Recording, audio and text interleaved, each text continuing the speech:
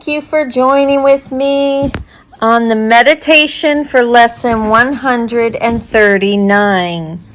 I will accept atonement for myself. Let's go ahead and close our eyes, sit with our back supported, head and neck free. Let's start with an inhale through the nose for a count of 2, and then exhale through your mouth for a count of 4. Let's do this 3 or 4 times. I will accept atonement for myself. This lesson extends the previous lesson's theme of decision. The context of the teaching here is quite familiar to us by now. We were confronted by a decision between the ego and the Holy Spirit, and chose to identify with the concept of a separated self over the memory of our identity as Christ. When we choose individuality over the Holy Spirit's atonement principle that the separation never happened, we identify with a false self, establishing the need for atonement or correction for our mistaken choice.